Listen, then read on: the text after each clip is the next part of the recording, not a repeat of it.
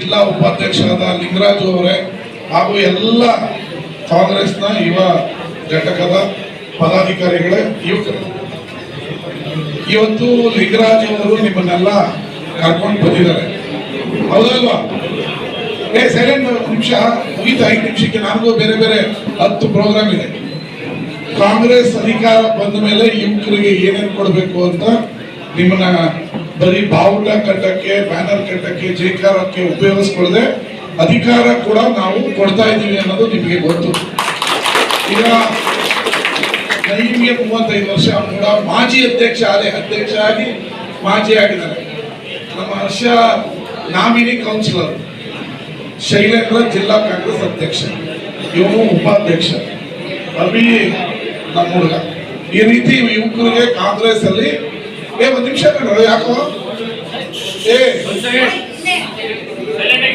ಹುಡುಗನಾಗಿ MLA ಆಗಿರೋದು. ಬರೀ ಬಾವುಟ ಕಟ್ಟಿ ಬಿರಿಯಾನಿ ತಿನ್ಬಿಟ್ಟು ಜೈಕಾರ ಹಾಕ್ಬಿಟ್ಟು ಹೋದ್ರೆ ಆಗಲ್ಲ. ಹುಡುಗರಿಗೆ, ಅದರಲ್ಲೂ ಬಡವರ ಮಕ್ಕಳಿಗೆ ಅಧಿಕಾರ ಕೊಡಬೇಕು ಅನ್ನೋದು ನಮ್ಮ ಅಲ್ವಾ? ಯಾರೋ ಒಂದು ಡೈರೆಕ್ಟರ್ ಆಗ್ಬಿಟ್ಟು, ಯಾರೋ ನಗರಸಭೆ ಸದಸ್ಯ ಆಗ್ಬಿಟ್ಟು, ಶಕ್ತಿ ಇದ್ದವರು ಸುಮ್ಮನೆ ಶಕ್ತಿ ಇದ್ದವ್ರು ಆದ್ರು, ದುಡ್ಡಿದವ್ರು ಆದ್ರು ಅನ್ನೋದು ಬಂದು ಬಡವರ ಮಕ್ಕಳು ಕೂಡ ಅಧಿಕಾರಕ್ಕೆ ಬರಬೇಕು ಅನ್ನೋ ಕಾರಣಕ್ಕೆ ಇವನ 100 ಕೋಟಿ ಹೊಡೆಯೋಣ. 3 ಅಧ್ಯಕ್ಷ ಆಗಲಿಲ್ವಾ? ಏನಕ್ಕೆ? ಕಾಂಗ್ರೆಸ್ ಪಾರ್ಟಿಲಿ ಒಂದು ಪಾರ್ಟಿಯನ್ನ ಫಾಲೋ ಮಾಡದ, ಪಕ್ಷ ಕಡ್ದ, ಒಂದ್ಸರಿ ನಗರಸಭಾ ಸದಸ್ಯರಾಗಿ ನಾಮಿನಿ ಮಾಡ್ದು, ಒಂದ್ಸರಿ ಗೆದ್ರು, ಇನ್ನೊಂದ್ಸರಿ 3 ಅಧ್ಯಕ್ಷ. ಬರೀ 35 ವರ್ಷಕ್ಕಾಗಲ್ಲ 3 ಅಧಿಕಾರ, ಹೌದಲ್ವಾ? ಯುವ ಕಾಂಗ್ರೆಸ್ ಅಲ್ಲಿ ಇದ್ದಿದ್ದಕ್ಕೆ ಈಗ ಜಮೀರ್ಗೊಂದು ಅಧಿಕಾರ ಕೊಡಿಸ್ಬೇಕು ಅಂತ ಇದೀವಿ ನಾವು, ಆಯ್ತಾ? ಹರ್ಷನ್ಗೊಂದು ಅಧಿಕಾರ ಕೊಡಿಸ್ಬೇಕು ಅಂತಿದೀವಿ. ಬೇರೆ ಈ ಜನತಾದಳ ಬಿಜೆಪಿಯಲ್ಲಿ ಬರೀ ಅವರು ಯುವಕರುಗಳು ದೊಡ್ಡವರಿಗೆ ಅಧಿಕಾರ ಕೊಡಲ್ಲ. MLA ಆಗೋದು ಇಲ್ಲ MP ಆಗೋದು 5 ವರ್ಷ ಸುಮ್ಮನೆ ಟೈಮ್ ಪಾಸ್ ಮಾಡೋದು ಕಾರ್ಯಕರ್ತರಿಗಂತೂ ಅವ್ರಿಗೆ ಯಾವ ಹುದ್ದೆನೂ ಕೊಡ್ಲಿಲ್ಲ. ನೀವು ಯಾರಾದ್ರೂ ಜನತಾದಳದಲ್ಲಿ ಕೂಡ ಚೇರ್ಮನ್ ಆದ, ಜನತಾದಳದಲ್ಲಿ ಶುಗರ್ ಫ್ಯಾಕ್ಟರಿ ಅಧ್ಯಕ್ಷರಾದ್ರು, ಜನತಾದಳದಲ್ಲಿ ನಾನು ಈಗ ಮಾಡಿದ್ದೀವಿ ಯಾವುದು ಒಕ್ಕಲಿಗರ ನಿಗಮದ ಅಧ್ಯಕ್ಷರು ಆ ಥರ ಆದ್ರು, ಜನತಾದಳದಿಂದ ಯಾರಾದ್ರು ಸಣ್ಣ ನೀರ ಕೈಗಾರಿಕೆ ಅಧ್ಯಕ್ಷರಾದ್ರು, ಈ ಡಾಕ್ಟರ್ ಕೃಷ್ಣನ್ ಕೊಟ್ಟಿರೋದು ಆಹಾರ ನಿಗಮ ಆದ್ರು, ಇವರಿಗೆ ಶುಗರ್ ಫ್ಯಾಕ್ಟರಿ ಚೇರ್ಮನ್ ಆ ಥರ ಆದ್ರು ಅಂತ ಯಾರು ಕೇಳಿದಿರ? ನೀವು ಕೇಳಿದಿರ? ಜನತಾದಳ ಬಿಜೆಪಿ ನಿಮ್ಮಂತವ್ರ ಹತ್ರ ಬಾವುಟ ಕಟ್ಟಿಸ್ಕೊಳ್ಳೋದು, ಜೈಕಾರ ಹಾಕೋದು, ಕಳಿಸೋದು. ನಾವು ಅಧಿಕಾರ ಕೊಡ್ತೀವಿ. ಹಂಗಂತ ಈಗ ಬಂದವರಿಗೆಲ್ಲ ಅಧಿಕಾರ ಕೊಡೋಕ್ಕಾಗಲ್ಲ. ಆದ್ರೆ ನಿಮ್ಮಲ್ಲಿ ಯಾರಿಗೆ ಕೇಪಬಲ್ ಇದೆ ಅಂತ ಹುಡುಕಿ, ಅದರಲ್ಲೂ ನಾನು MLA ಆದ್ಮೇಲೆ 350 ಜನನ ಡೈರೆಕ್ಟರ್ಗಳು ಮಾಡಿದ್ವಿ. ಅದರಲ್ಲಿ ಅತಿ ಹೆಚ್ಚು ಹೊಸ ಹುಡುಗರನ್ನೇ ಮಾಡಿದ್ವಿ. ಒಬ್ಬೊಬ್ಬನ ನೀನೇನಾಗಿರೋದಲ್ಲ ಜಿಲ್ಲಾ KDP ಮೆಂಬರ್ ಅಂದ್ರೆ ಏನು ಗೊತ್ತಾ ನಿಮಗೆ? ಈ DC CO ನಾನು ಮಿನಿಸ್ಟರ್ ಎಲ್ಲ ಸಭೆ ಮಾಡ್ತೀವಿ ಗೊತ್ತಾ? ಒಂದೊಂದ್ಸರಿ ಫೋಟೋ ಬರುತ್ತಲ್ಲ, ಅದಕ್ಕೆ ಬಂದು ಇವ್ರು ಎಲ್ಲಾರು DC-ಗೂ ಕ್ವಶನ್ ಕೇಳ್ಬೋದು, ತಹಸೀಲ್ದಾರ್ಗೂ ಕೇಳ್ಬೋದು, ಮಿನಿಸ್ಟರ್ಗೂ ಕೇಳ್ಬೋದು. ಅಂತ ಪವರ್ ಇವ್ರು ಹೇಳಿ ಗೊತ್ತಾ? ಗ್ಯಾರಂಟಿ ಸಮಿತಿ ಮಾಡಿದೀವಿ ಗೊತ್ತಾ ನಿಮ್ಗೆಲ್ಲ? 3,000 ಡಿಗ್ರಿ ಆದ್ಮೇಲೆ ಕೊಡ್ದಿಲ್ಲ, ಅದಕ್ಕೆ ಅಧ್ಯಕ್ಷರು. ನನ್ನನ್ನು ಬಿಟ್ರೆ ತಾಲೂಕಲ್ಲಿ 53 ಇಲಾಖೆ ಕೂರಿಸ್ಕೊಂಡು ಮೀಟಿಂಗ್ ಮಾಡೋದು, ನನ್ನನ್ನು ಬಿಟ್ರೆ ಇವ್ರಿಗೆ ಮಾಡಕ್ ಅಧಿಕಾರ ಇಲ್ಲ. ಅವರು ಮಾಡ್ತಾ ಇರ್ತಾರೆ, ನಿಮ್ಗೆ ಫೋಟೋ ಬಂದಿರ್ತದೆ, ಮಾಡಬೇಡ ಅವರು. ನನ್ನನ್ನು ಬಿಟ್ರೆ ಇವರೇ ಮಾಡೋದು. ಹಂಗೆ ನಾವು ಅಧಿಕಾರವನ್ನ ಎಲ್ರಿಗೂ ಒಂದು ನಿಮಿಷ ಇರೋರು ಅಧಿಕಾರವನ್ನ ಎಲ್ರಿಗೂ ಹಂಚ್ತೀವಿ. ಯಾಕೆ ಅಂತ ಹೇಳಿದ್ರೆ ಅಧಿಕಾರ ಒಬ್ಬನ ಹತ್ರ ಇರಬಾರ್ದು, ಎಲ್ಲರ ಹತ್ರ. ನೀನು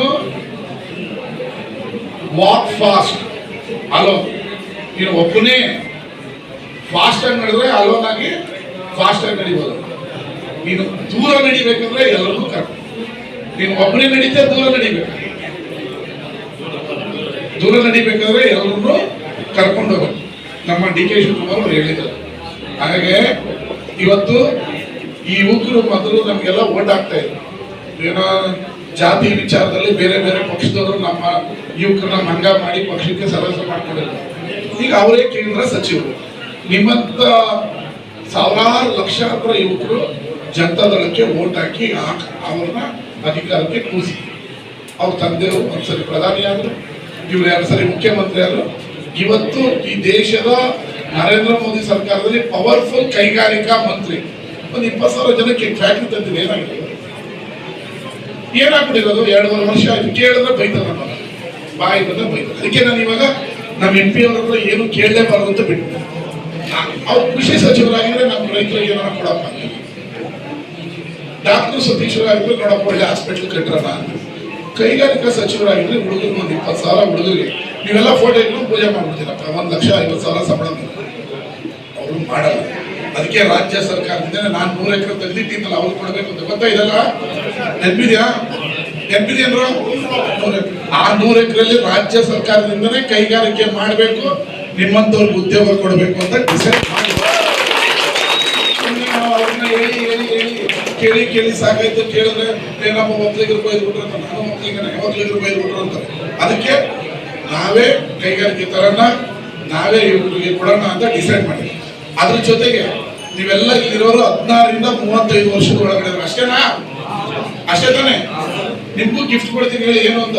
16ರಿಂದ 35 ನಿಮಗೆಲ್ಲ ವರ್ಷ ನೀವು ಆಟ ಆಡೋದಕ್ಕೆ ಕಬಡ್ಡಿ ಆಡ್ತಿರೋ, ಕ್ರಿಕೆಟ್ ಆಡ್ತಿರೋ, ನಾಟಕ ಮಾಡ್ತಿರೋ, ಏನ್ ಮಾಡ್ತಿರೋ ಅದಕ್ಕೆ 10 ಲಕ್ಷ ರೂಪಾಯಿಯನ್ನ ಪ್ರತಿ ಸಂಘ, ಒಂದು ಪಂಚಾಯತಿಗೆ ಒಂದು ಸಂಘ, ಸಿಟಿ ಒಳಗಡೆ ನಗರಸಭೆಯಲ್ಲಿ ವಾರ್ಡ್ಗೆ 8,000 ಜನಸಂಖ್ಯೆ ಒಂದು ಸಂಘ. ಅದ್ರದ್ದು ಈಗ ಆಲ್ರೆಡಿ ಆನ್ಲೈನ್ ಅಲ್ಲಿ ಎನ್ರೋಲ್ ಮಾಡ್ತಾ ಇದೀವಿ.